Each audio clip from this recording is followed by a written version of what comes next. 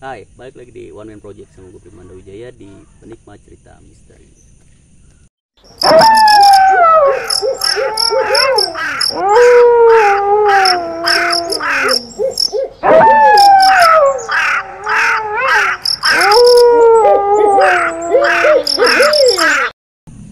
Udah Cokem. Gimana Kem, lu punya pengalaman atau cerita apa nih yang bisa dibagi? Dari pertama kali lu tahu kalau itu hal mistis atau pertama kali itu bisa disebut setan atau sebagainya. Oke, sebelumnya Assalamualaikum warahmatullahi wabarakatuh. Ada sih cerita waktu gua storing sih, kejadian storing. Itu sore sih, awal sih jam 4:30 gua udah di kontak sama teman gua. Posisi di mana, Kem? Di rumah gua. Ini via telepon berarti ya? Iya, via telepon dulu. Bisa datang ke bengkel nggak? Bengkelnya sih bengkel gede.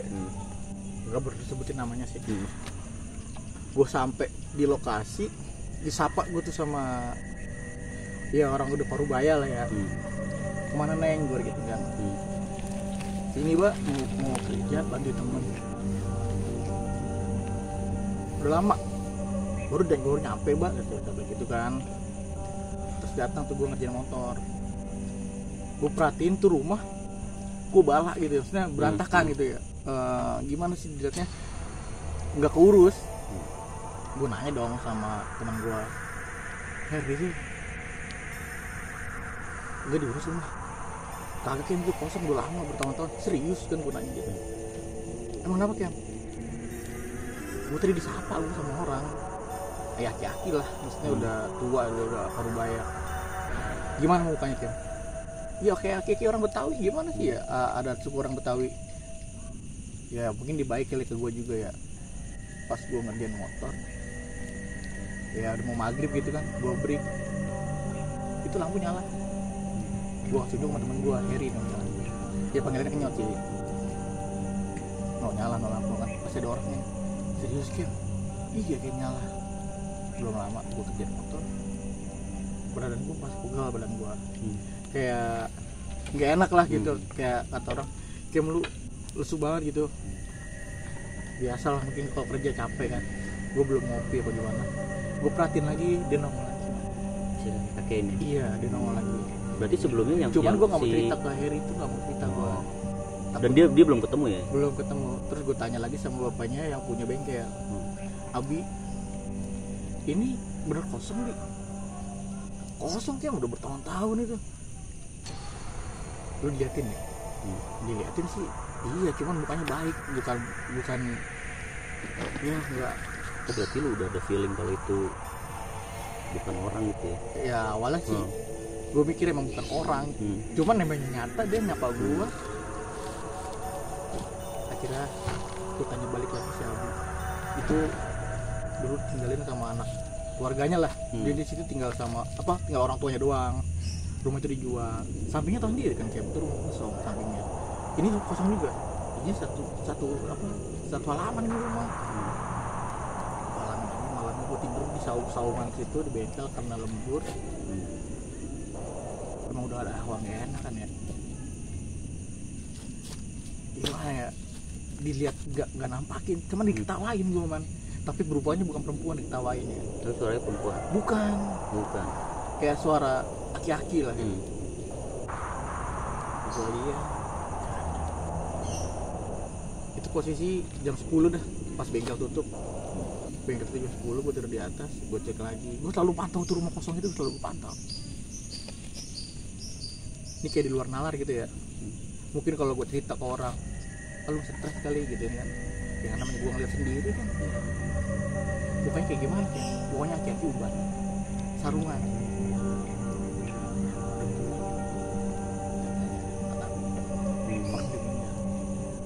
Sebentar, ada fotonya nih kayak. Cek. Iya ini sama pakai sarung, pakai baju putih. Apa sih namanya baju putih? Singlet Betawi. Singlet iya. Dia nyapanya depan kayak depan pagar gitu, tapi bukan pagar sih namanya. Namanya pembatas buat ke depan. Ini nih dia langsung diminum, dibacaan air minum doang, air putih sama air minum biar gue nggak, kalau kata istilah orang Betawi, kesambet lah, nggak sawan lah ya. Tapi dari situ gue langsung udah nggak beres nih rumah kan. Ini kalau dipikir serem enggak, cuman gue ngalamin sendiri. Ya orang lain nggak bisa ngeliat. Bagusnya gue dikasih tampaknya, harus ditampakin itu nggak berupa yang serem-serem, enggak, di luar nalar aja itu pas gue alamin lagi jam 2 diketawain lagi gue Di tempat, di rumah yang sama berarti. tapi posisi di depan, suara di depan. Dari situ gue mulai panik, gue telepon teman gue, nggak ada yang ngangkat, gue WA nggak ada yang balas. Akhir tuh lampu gue hidupin semua, sampai bengkel gue hidupin lampu semua. Gue sampai nunggu ada orang ajar subuh, orang ngaji deh. Di situ gue udah mulai panik. Susah diceritain juga sih, man. Intinya dia baik tuh ke gue, negor sapa dia baik, gue harus baik juga. Intinya nggak ganggu lu lah ya. Karena gue datang ke tempat orang itu selalu ngucapin salam kan, gak mungkin sembarangan menyolong gue lapar, masuk gue disuruh minum air putih, tapi air minum gak di gelas, beli air sama aqua bi, iya aqua, gue beli aqua gelas dong. Jadi dibuka sama dia, dibacain minum, satu lagi diusap. Dia bebas, lu gak bisa ngeliat lagi, jangan sampai jadi. Cuman bagusnya lu ketemu sama orang baik. Berarti lu ngerasa keganggu juga ya, itu merasa risih ya? Risihnya tuh kalau merasa kayak udah jam 10 ke atas, misalnya gue masih aktivitas nih, itu selalu ada yang bener ngeliatin gue, merhatiin gimana sih. Gue merasa ada yang iya, merhatiin. kita sih nggak bisa melihat, nggak bisa ngelihat, maksudnya apa ada dunia kita sama dunia dia berbeda. Cuman kalau ngerasa gue bisa mungkin ya. Kalau orang mikirnya lu mau ngagul aja, enggak, gue ngerasa kalau dia merhatiin gue, dia ngeliatin gue tengok, setelah badan jaga, tiba-tiba deh banyak hitam. Mungkin gue disuruh berhenti, nggak boleh lembur, selalu dijanji gue bakal lembur itu kerja, tapi gue nggak lemburin. Satu, gue sampai mual. Kayak gimana sih, orang lagi kerja duduk bongkar mesin itu kayak lagi digendongin, berarti gue udah disuruh break.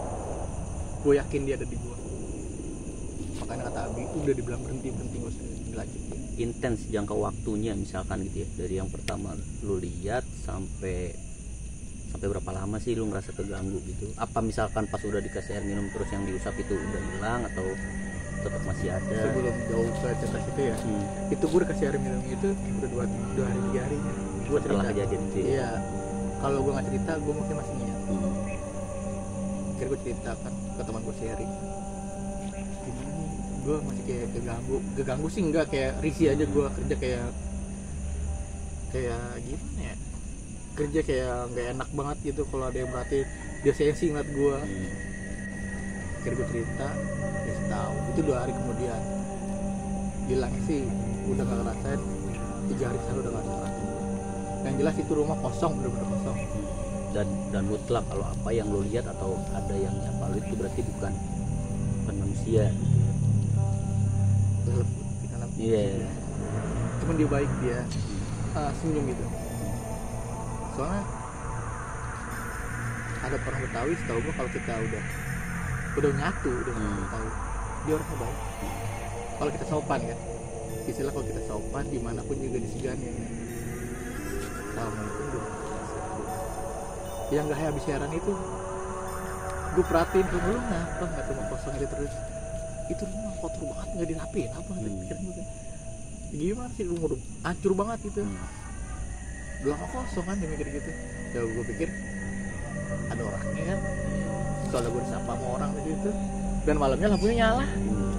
Berarti ada aktivitas lah ya. Iya, berarti kan bukan kosong ditinggalin, bukan kan? Mungkin kalau malam memang dinyalain lampu. Tapi tumben kata dia bilang baru sekali dia nyalain, baru lihat lampu nyala. Kata orang itu juga emang harus ada lampu penerangan di jalan. Iya. Setelah itu, ya maksudnya setelah kejadian itu ada hal apa lagi yang pernah lu alami gitu ya? atau mungkin yang sifatnya mengganggu. Kalau tadi kan misalkan so far so good baik-baik aja gitu ya. Gimana ya, itu mau udah sebulan kemudian ini ada anak yang punya bengkel nih. Masih di lokasi yang sama berarti? Iya, masih di situ. Karena gue kerja di situ setahun lebih kan. Dia baru pulang dari pesantren karena dia pengen nginep sama gue, tidur sama gue di saung gitu kan. Dia turun lagi, dia nggak jadi tidur sama gue. Gue tanya dong, kenapa? Ada yang terbang bang? Apaan dia terbang? Kain. Serius Kim? Kain apa? Kain bang. Udah temenin tetap tidur sini. Gak mau bang. Itu terbang dari rumah. Kan gue nanya kalau gitu. Lu kalau baru pulang dari pesantren masa pesantren kayak gitu apa? Ngeliat hal kayak gitu. Dulu juga kita pakai sih. Cuman kaki-kaki. Abi tahu. Nah gitu. Dan lebih itu nggak pernah. Dan sekarang gue udah resign dari bengkel. Gue kalau lanjut masih banyak hal di sana. Dan biasanya ya, maksudnya ketika hal itu terjadi biasanya gitu, itu pun juga nggak ditunjukin sama semua orang ya. Misalkan lagi ada bertiga biasanya satu orang doang yang dengar atau satu orang doang yang biasanya kan gitu ya. Posisi gue pernah tuh kayak gitu. Ini mau berangkat touring nih ceritanya nih.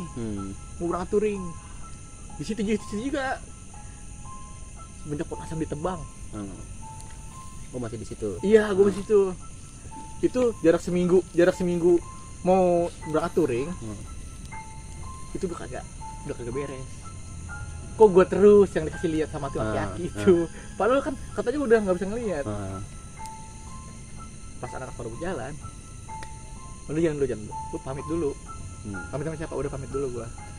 Mungkin yang orang-orang udah tidur kan, tapi gue pamit sama anak sebelah. Oh, lo ada firasat ke situ lah ya. Iya. Mbak, permisi Mbak, mau pamit, mau berangkat nih. Kita cucu gitu manggilnya. Doain kalau di jalan nggak ada apa-apa. Apa yang ngebuat lu bisa punya pikiran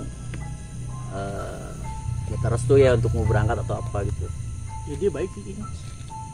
Maksudnya nggak ngeganggu untuk ngeluarin muka jahat dia enggak. Ya lu ngerasa ada komunikasi lah ya yang baik ya. Iya. Jadi kan gini ya. Kita berbuat baik pasti bakal tumbuh buah yang baik gitu. Kalau kita tanam buah yang baik. Ya gue ngerasa dia baik sama gue, masa gue nggak harus permisi, harus nggak pamit ke dia. Ya kalau gue belum telusurin namanya siapa, gue belum tahu.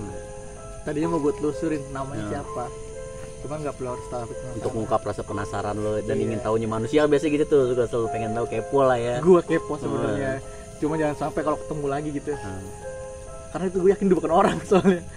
Tapi kalau dia baik sama gue ya nggak apa-apa. Setelah lu pamit terus melanjutin perjalanan yang tadi lu bilang lu pengen touring, tapi gak tau kepikiran terus gue mukanya dia. Oh, selama perjalanan? Iya. Ada kejadian apa tuh? Gak ada sih. Gak ada. Cuman iya, sopannya manusia ya. Kita lagi waktu jalan touring itu waktu aja nih harus stop. Ya. Ya gue mikir begitu aja. Sopan cu gitu dong, udah dia bilang yang sopan cu. Ya mungkin di gue begajulan kan. Kalau gue ketemu orang kayak begitu, dia pasti ngasih teguran ke gue kan. Ini masih mending lu ditemuin orang yang baik. Akhirnya pas gue balik touring, selesai itu gue balik touring, gue cerita lagi sama Abi.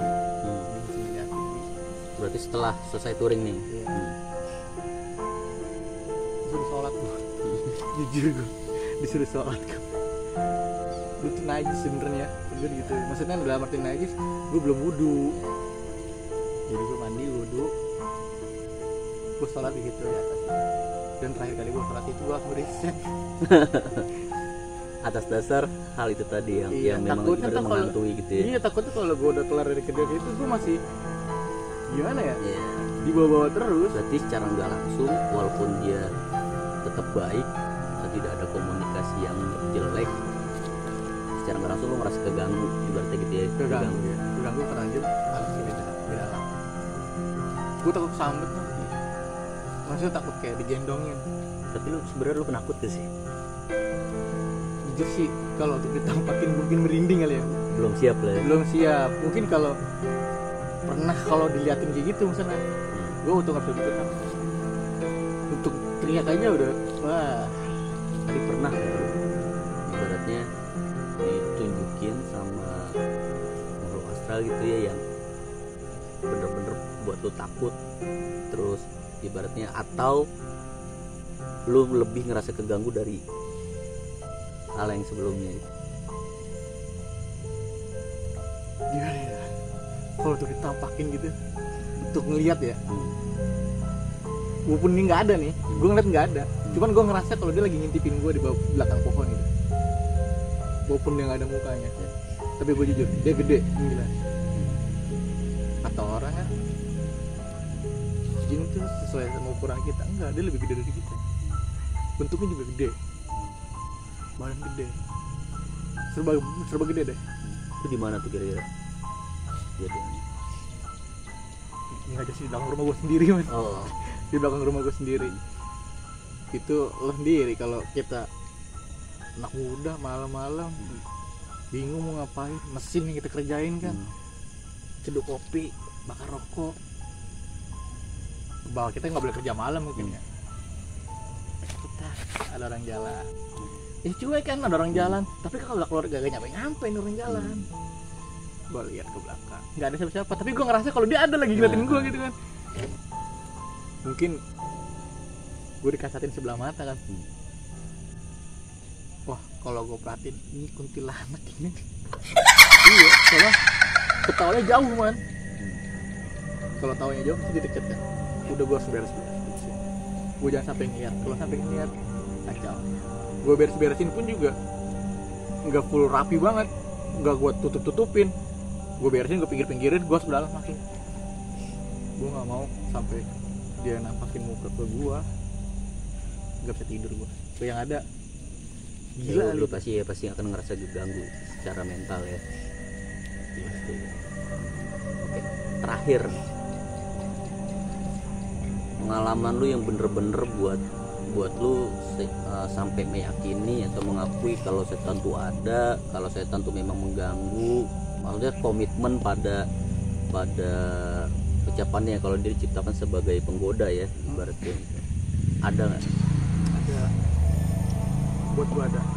Tapi kalau kita yang mengganggu dia pasti nggak balik. Biasanya kalau kita sopan, Ya. paling cuma menjahilkan. Beda lagi ya, itu jin ya. Kalau setan kan udah dari kita sendiri. Iya. Kita dibisikin dari hati, dari kota, itu setan. Tapi kalau jin itu ngejahilin kita, dia udah masuk ke alam kita nih. Sebenarnya ya, iya. Kayak ikan hiu sama orang lah. Dia naik ke darat, jadi daging. Kalau kita turun ke laut, kita jadi daging. Sama haknya sama alam jin. Dia masuk ke alam kita, dia udah jadi daging buat kita. Tapi kita pernah kayak ngerasa dimasukin ke alam dia. Biasa sih gitu kita yang dirasain beda alam. Yang dibilang beda alam itu kayak hawanya beda. Kuping kedap. Pernah ngerasain kuping kedap kan kayak kita nggak dengar sekeliling. Bukan berarti kita bodoh, bukan, kita kayak nggak dengar sekeliling. Kita cuma tahu satu fokus titik aja itu. Kalau dia tuh lagi ngomong di samping kuping kita. Yang jelas dia nggak pernah ganggu kita kalau kita ngejailin apa nggak ganggu dia. Dia cuma menjahilkan doang. Iman kita selalu dicoba. Sekuat mana sih iman manusia? Tapi ya amit-amit dia belum bayi ya. Orang yang bisa ngeliat kayak gitu bisa ditampakin kata imannya tipis. Berarti bisa disebut kalau orang indigo tuh tipis. Ya cuman kan udah terbiasa dia. Bukan tipis juga, dia udah terbiasa. Kalau belum terbiasa, stres mas orang. Bisa karena terbiasa jadi bisa gitu. Iya. Orang yang nggak biasa dikasih lihat gila. Dibuka mata batin. Penasaran dia pengen lihat. Sekali diliatin, kita jalan seperti biasa sama orang normal. Kita yang dilihat muka mata batin, kita ngeliat dia samping kita. Kita teriak-teriak sendiri, kata lu gila lu gila. Makanya jangan sampai mata batin kita kebuka. Kalau kita udah diciptain mata kita ya seperti ini. Udah dalamnya masing-masing lah ya. Iya, dunia masing-masing, kita nggak boleh ngeganggu. Ya kayak di mana juga kita harus permisi lah. Manusia punya adab. intinya kita permisi apa ucapin salam itu terutama. Lu mau masuk daerah mana juga, mau contoh ya cowok lah kalau mau ngunci pasti sembarangan kan, itu kalau nggak permisi dengar cerita nggak pernah disentil. Makanya tradisi dulu suka istilahnya suka bilang numpang lah ya, dimanapun apapun atau melakukan aktivitas apapun gitu. Oke Kem, thank you untuk waktunya, untuk berbagi pengalaman cerita misterinya. Dan untuk penikmat cerita misteri, jangan lupa like, comment, dan subscribe channel ini biar kedepannya gue makin bisa berkarya memberikan cerita-cerita yang lebih mistis lainnya. Thank you.